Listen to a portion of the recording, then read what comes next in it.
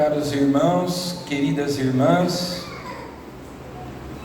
todos os anos, no segundo domingo da Quaresma,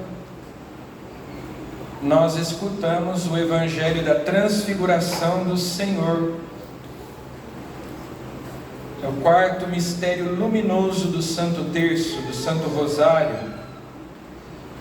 Assim como no primeiro domingo da Quaresma, nós sempre escutamos o Evangelho das Tentações. E nós ouvimos esse relato da Transfiguração justamente porque é uma preparação para a Páscoa. Foi uma maneira pedagógica que Jesus encontrou de preparar Pedro, Tiago e João, que são os primeiros discípulos de Jesus. Era uma maneira que Jesus tinha encontrado de prepará-los para a Páscoa, de prepará-los para a sua paixão, morte e ressurreição. Se nós voltamos um pouquinho, nós percebemos que antes da transfiguração aconteceu a profissão de fé de São Pedro e o primeiro anúncio da paixão. Então os discípulos já tinham fé, eles já acreditavam em Jesus. Tu és o Messias, o Filho do Deus vivo. Mas o mesmo São Pedro, que professa a fé, logo depois, quando Jesus faz o primeiro anúncio da paixão, dizendo que ele será crucificado, que indo a Jerusalém ele será rejeitado, será humilhado, que vão maltratá-lo, ele será crucificado, que era uma morte humilhante, uma morte vergonhosa, uma morte terrível, o pior tipo de condenação. Mas depois de passar pela morte, ele ressuscitaria. Pedro então repreende Jesus, e depois é repreendido por Jesus, porque Pedro e os outros discípulos também não queriam ouvir aquilo que Jesus estava dizendo. Aquilo que Jesus dizia era constrangedor, era desagradável, era inaceitável para eles. Como é possível que o Messias, aquele que nós esperamos, o nosso povo esperou durante séculos, o Filho de Deus, o Salvador da humanidade, como é possível que ele morra pregado numa cruz como um bandido, como um malfeitor? Não, isso é inaceitável, deve haver algum engano. Jesus, fica quieto, não fala mais sobre isso. Então Jesus faz o quê? Sobe com eles para o monte, para rezarem, diz São Lucas,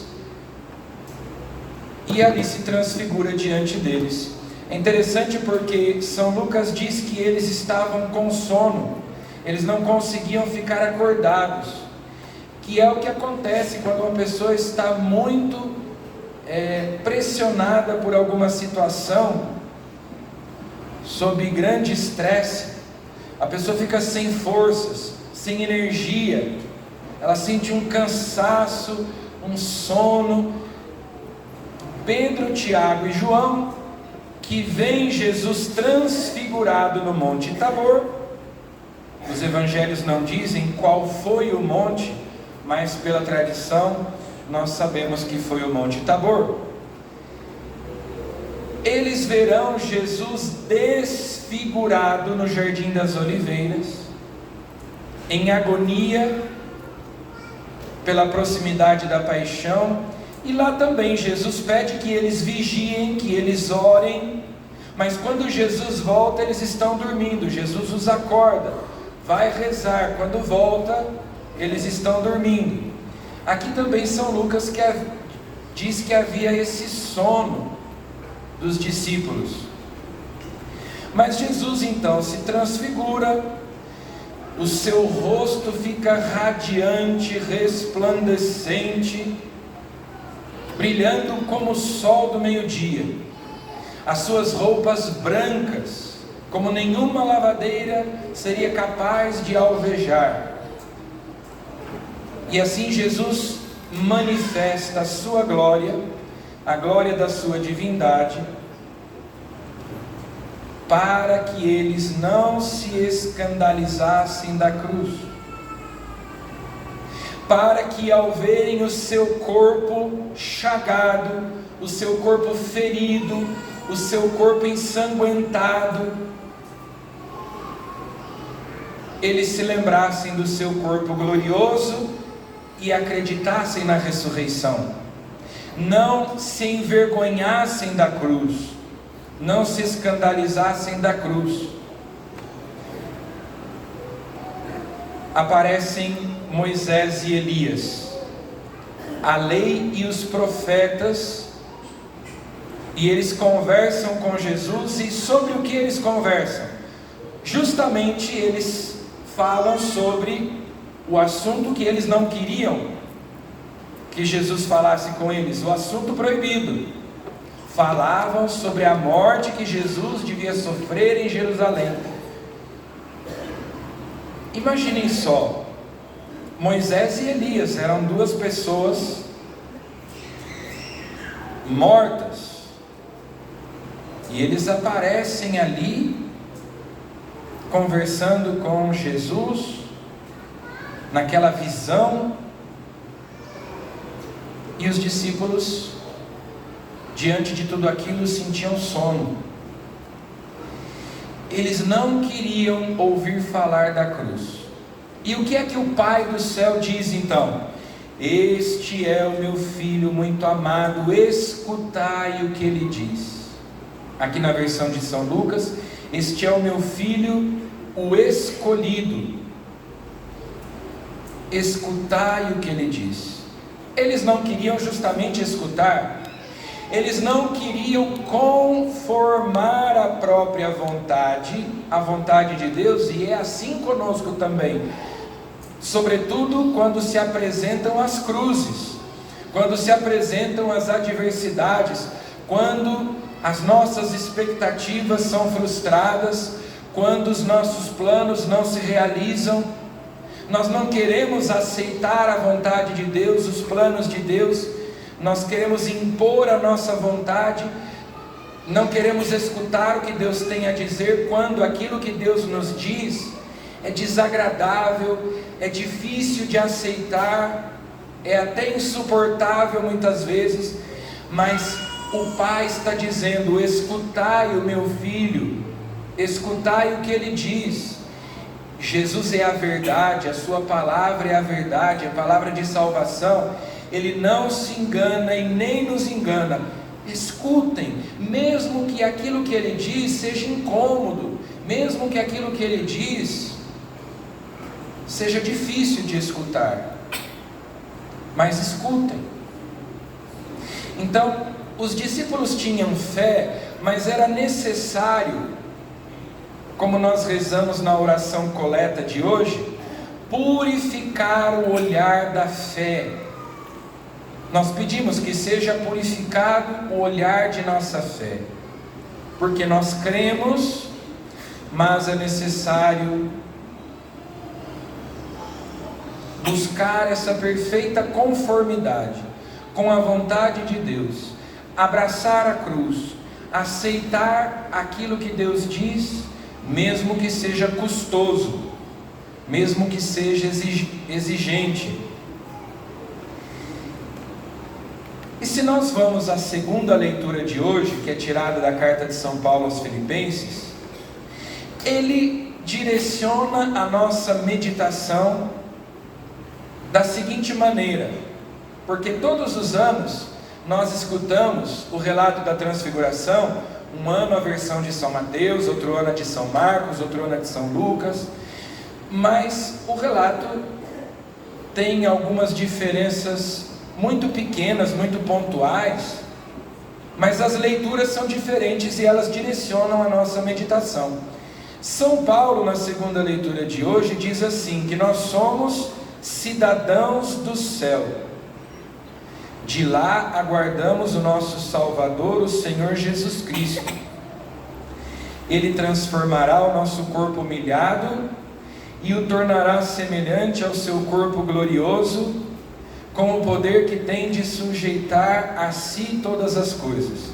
Então vejam só, Ele transformará o nosso corpo humilhado e o tornará semelhante ao seu corpo glorioso. É a ressurreição da carne, é a ressurreição dos mortos. Essa é a nossa fé, é nisso que nós cremos. Nós somos cidadãos do céu. Então a transfiguração de Jesus foi para os discípulos uma espécie de antecipação da ressurreição de Jesus, um antegozo do céu, uma degustação do que vai ser o céu, aquela glória, aquela felicidade. Assim que São Pedro diz: Senhor, é bom estarmos aqui, nem vamos embora, nem vamos descer, fiquemos aqui. Deixa para lá esse negócio de ir para Jerusalém, ser crucificado. Aqui está muito bom, aqui está bom demais, não vamos embora.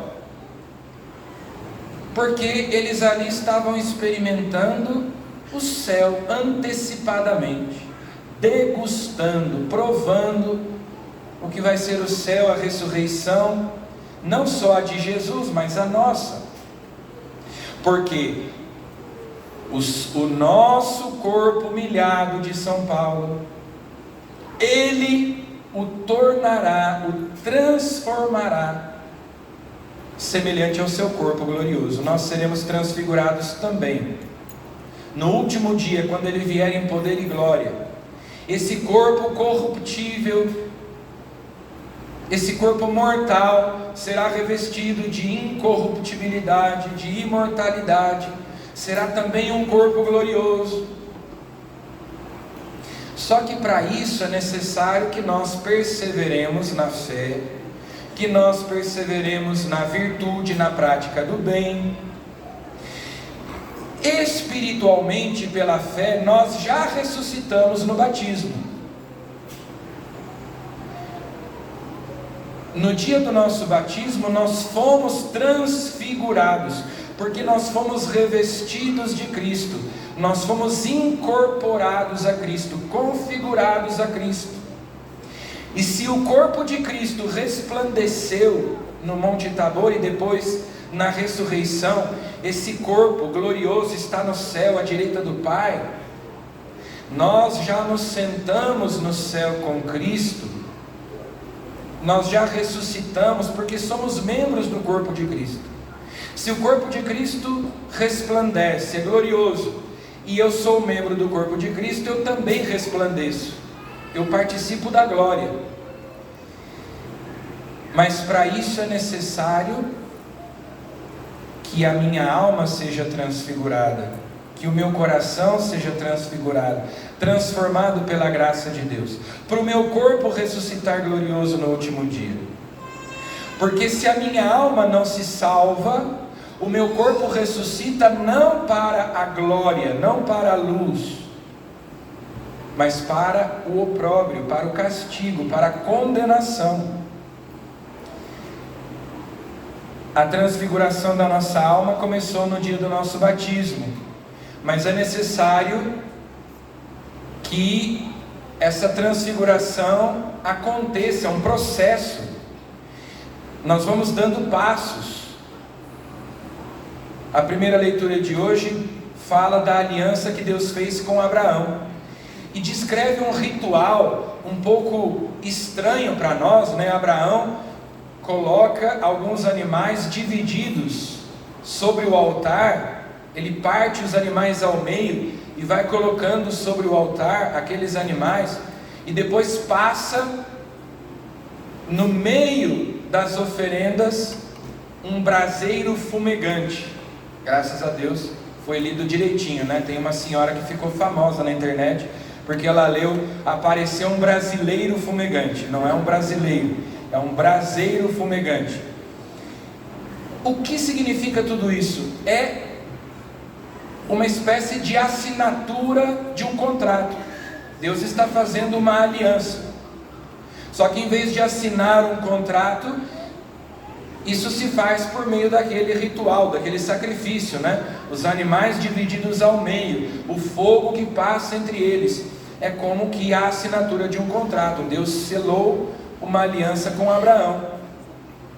Abraão prometeu ser fiel a Deus, prestar culto somente a Ele, e Deus prometeu abençoar Abraão com uma descendência numerosa, com uma terra onde os seus descendentes pudessem viver em paz. Mas as promessas de Deus, para se cumprirem,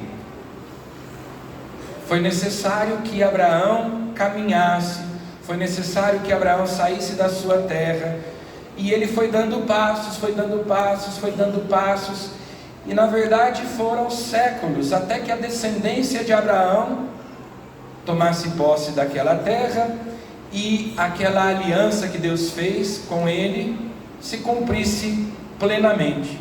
Então também assim na nossa vida, Deus fez uma aliança conosco, pela fé em Jesus, pelo batismo, nós pertencemos ao povo de Deus, só que nós temos que progredir na graça, na santidade, na virtude. Nós temos fé, mas é necessário purificar o olhar da nossa fé, como os discípulos que acreditavam, mas tinham dificuldade de viver tudo aquilo que eles sabiam. Uma vez num retiro dos padres, o pregador disse, logo na primeira meditação, e ficou muito gravado na minha cabeça, ele disse assim: por que é que nós não somos aquilo que sabemos? Por que é que nós não somos aquilo que sabemos? A gente conhece a palavra de Deus, resta vivê-la, né? Só que a gente esperneia, a gente se rebela contra a palavra de Deus. É necessário purificar o olhar da nossa fé, buscar uma perfeita conformidade com a vontade de Deus, progredir na santidade, na virtude. O que é virtude? Virtude é força moral, é uma disposição habitual da alma de praticar o bem, assim como o vício é uma disposição habitual da alma de praticar o mal. A virtude inclina o nosso coração para o bem, o vício inclina o nosso coração para o mal. Então, por exemplo, se você certo dia passa por uma dificuldade, alguém te faz alguma coisa e você habitualmente ficaria irritado, mas naquele dia, por alguma razão, você consegue manter a calma, você consegue ficar tranquilo, sereno, você é paciente diante daquela situação. Isso significa que você tem a virtude da paciência? Não. Significa que naquele momento você foi paciente, mas para você ser paciente, para você ter a virtude da paciência, essa tem que ser uma disposição habitual da sua alma. O seu coração deve estar inclinado nessa direção. E isso em relação a todas as virtudes. Então a virtude exige esforço, exercício, para que ela se consolide na nossa vida, na nossa alma. É essa constância, é essa perseverança. Deus vai nos santificando. Por isso é que nós oramos, por isso é que nós jejuamos, nos mortificamos, fazemos penitência, praticamos obras de misericórdia, praticamos a caridade para com o nosso próximo, para que Deus, com a sua graça, vá transfigurando, transformando o nosso coração, a nossa alma, e nos santificando, purificando. E nós então sejamos cada vez mais configurados com Cristo, até chegarmos à plenitude da vida cristã, à plenitude da filiação divina. Nós já somos filhos de Deus, mas ainda não somos tanto quanto deveríamos ser. Nós precisamos ordenar as nossas paixões desordenadas, que estão desordenadas devido ao pecado original. a graça não destrói a natureza. A graça supõe a natureza e a aperfeiçoa. Então, por exemplo, ser santo não significa não ter emoções, não ter sentimentos, não ter desejos, não ter paixões. Portanto, não significa não ser humano. O próprio Jesus, nós vemos claramente, ele tinha paixões, mas não tinha paixões desordenadas, ele tinha as paixões ordenadas, no lugar certo. Às vezes as pessoas pensam que ser santo é se transformar numa espécie de monge budista. O budismo ensina que o prazer e a dor, o sofrimento, são ilusões da nossa mente. Não existem na verdade, na realidade. É uma ilusão da nossa mente. Assim como o bem e o mal não existem. É uma ilusão. Então o budista, ele pratica meditação. E a meditação deles consiste em esvaziar a mente. Daí que eles ficam repetindo aqueles mantras, né? Para esvaziar a mente. Porque daí, segundo a doutrina do budismo, eles esvaziam a mente, porque é a mente que nos ilude com a dor e o prazer, com o bem e com o mal, e nada disso existe na realidade. E aí a pessoa vai com a meditação se elevando espiritualmente até que ela fica zen. Ela chega ao que eles chamam de nirvana, que é um estado de impassibilidade. Nada me incomoda, nada mais me acontece, eu não sinto nem prazer, eu nem sinto dor. A pessoa fica lá, né, indiferente a tudo. Isso não tem nada a ver com a fé cristã. Primeiro porque meditação para nós não é esvaziar a mente. A meditação cristã não é isso. Até porque mente vazia é a oficina do diabo, né? Então, meditação para nós cristãos se chama lécio divina, é a leitura orante da palavra de Deus. Não é esvaziar a mente, é ocupar a mente com a palavra de Deus. Depois que o bem e o mal existem sim, não são relativos, não são ilusões. O sofrimento, a dor, o prazer também não são ilusões da mente, são bem reais. E ser santo não é ser indiferente, não é ser imperturbável, não é não ter paixões, mas é ter tudo isso ordenado para Deus. Então, Jesus sentia raiva? Claro que sim. O Evangelho diz que Jesus ficou irado mais de uma vez. Jesus sentia tristeza? Também. Jesus muitas vezes ficou triste. Jesus sentia medo? Sim, Jesus sentia medo. A angústia suprema, a agonia mortal no Jardim das Oliveiras. Jesus chorou, Jesus se sentiu cansado. E a mesma coisa a gente vê na vida dos santos. Os santos sentiam ódio? Sim, os santos sentiam ódio. Quem ama o bem precisa odiar o mal. Nós temos que odiar o pecado. Então, ser santo não é ser um repolho, que não tem sentimentos, que não tem emoções, que não tem paixões, não tem desejos, mas é ordenar tudo para Deus. Portanto, é se alegrar pelo motivo certo, é se entristecer pelo motivo certo, é ter medo do que a gente precisa ter medo. Jesus diz: não tenhais medo de quem pode matar a alma, mas tende medo de que a vossa alma seja condenada ao inferno. Assim que, já que a santidade é amar com perfeição, é a perfeição da caridade, é impossível que uma pessoa seja santa se ela é indiferente, se ela é imperturbável, impassível, se ela não está nem aí para nada, né? Ela não tem sentimentos, ela não tem emoções. Isso não é santidade. Os santos continuam sendo humanos e, no entanto, unidos pela graça à natureza divina, participantes da natureza divina. Assim a graça de Deus vai nos transfigurando, vai nos transformando, ordenando as nossas paixões. A gente vai se exercitando na virtude, crescendo em santidade, um passo depois de outro, perseverando até o fim. E daí lá no céu nós vamos chegar à perfeição. Mas mesmo aqui na terra, São Francisco de Sales dizia, a nossa perfeição é relativa.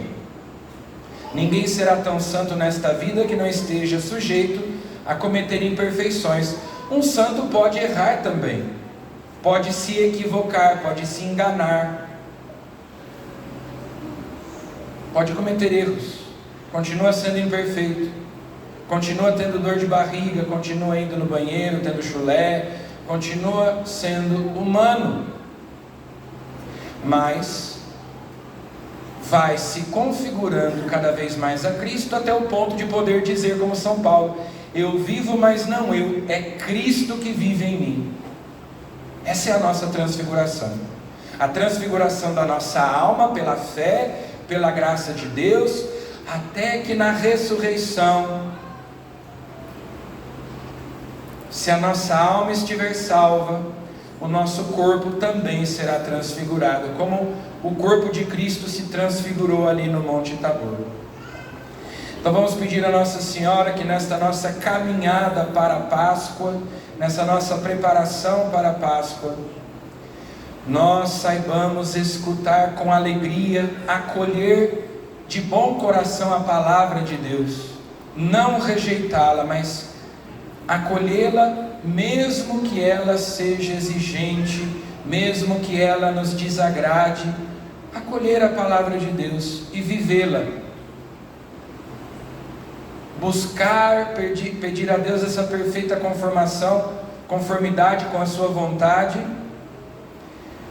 e de nós darmos sempre passos no caminho da santidade, no caminho da virtude, perseverando na graça, para um dia alcançarmos a coroa da glória. Louvado seja nosso Senhor Jesus Cristo. Para sempre seja louvado.